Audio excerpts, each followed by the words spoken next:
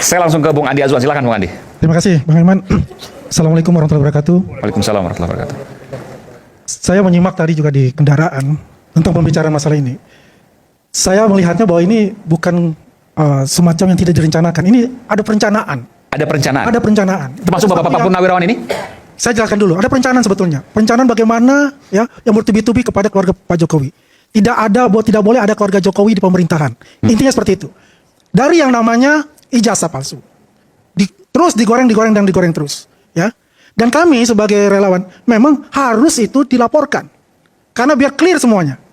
Ya. Setelah itu muncullah ya dari para purnawirawan. Saya sangat respect dengan para purnawirawan. Ya, muncul itu.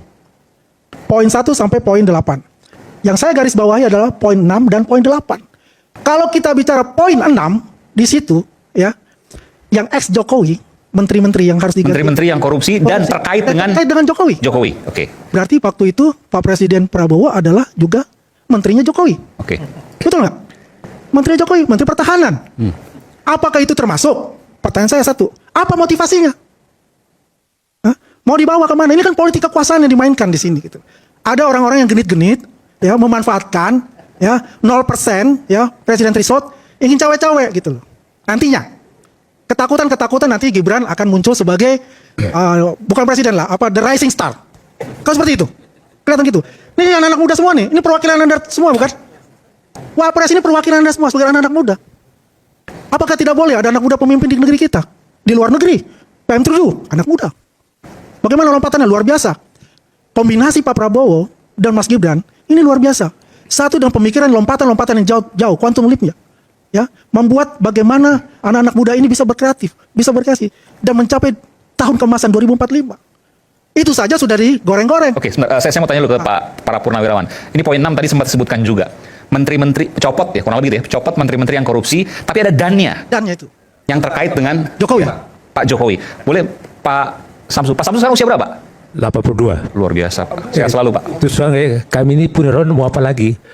Kami hanya sesuai dengan ketentuan dari agama Islam. Ya kami amal ma'ruf nahi mungkar. Oke, mengerjakan yang baik dan meninggalkan yang buruk. Kita hanya berbuat baik aja sekarang nih. Jadi karena ini para purnawirawan itu aja, ini kita dah uzur semuanya kan. Kita pasti mati, itu sudah jelas gitu. Seperti Anda juga. Anda mati duluan, saya belakangan nggak apa-apa. Tapi sebaliknya saya belakangan, Anda duluan. Nah, tapi saya ingin tanya Pak, apa yang mendasari yang tadi dikatakan menjadi emosional? Karena menteri-menteri yang korupsi, oke kita setuju untuk dicopot. Tapi yang terkait dengan Pak Jokowi, dari mana dasarnya? Mungkin nanti Pak Soeharto juga bisa jawab. Silakan Pak Samsu, kalau mau jawab silakan juga Pak. Pak Soeharto boleh. Oke. Itu bukan emosionalnya. Kita bukan emosional. Apalagi yang mau diemosionalkan sih. Kita itu amar ma'ruf nahi mungkar itu kita. Oke. Nggak ada lagi itu aja kita ini kan masih patriot kan. Sabta marga sumpah prajurit masih di dada kita ini masih terpampang. Nggak ada lagi apa yang kita harapkan. Nggak ada lagi. Kita hanya harapkan bagaimana negara ini betul-betul negara yang menjadi baiklah untuk mensejahterakan rakyatnya. Dan kita harapkan Prabowo begitu. Oke. Prabowo itu kan jauh di masa saya.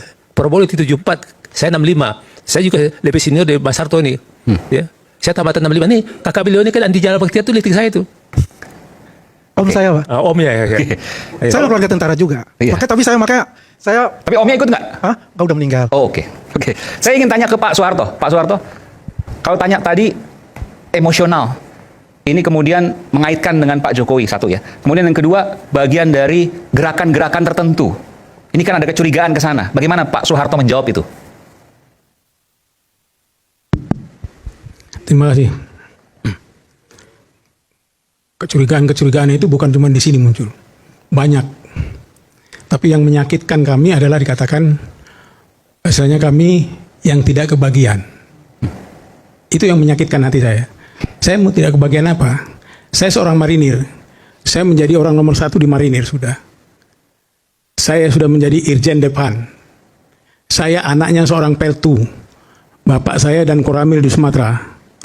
Dari umur 3 tahun saya hidup di Sumatera. Jadi ciri daripada orang Sumatera itu satu. Apa yang dia rasakan di dalam, dia lemparkan keluar. Saya sudah terdidik ke situ. Saya sudah terdidik di bumi Muhammadiyah. Pindah ke kota manapun, kalau saya belajar ngaji di surau, itu semua Muhammadiyah. Yang saya terima dari situ tidak ada rasa sandiwara tidak. Oke, saya harus tanyakan ini Pak, karena ini terkait dengan bagaimana kita menjelaskan kepada publik. Menteri-menteri yang korupsi, oke, kita setuju, dicopot. Tapi menteri-menteri yang terkait Pak Jokowi, apa salah mereka menurut Pak Soeharto? Begini, menteri-menteri yang terkait di Pak Jokowi, kita melihat adanya menteri-menteri baru. Ya, di sana ada menteri-menteri baru. Itu yang lihat. Jadi kita melihat bukan apa, sama dengan kita melihat Gibran. Satu hal yang tidak saya terima di sini tadi malah kepatutan. Saya tidak melihat adanya kepatutan. 100% saya setuju dengan apa yang disampaikan ada Bung Refli. Oke, yang Bung mana? Gito ini. Saya sangat setuju. Memang begitulah pikiran kami. Yang mana Pak maksudnya Pak? Semua yang dikatakan. Oke. Tambahan kami satu. Termasuk jalan-jalan untuk memakzulkan tadi. Iyalah, makanya kami yang ke-8 memakzulkan. Oke. Itu kecintaan kami kepada Prabowo.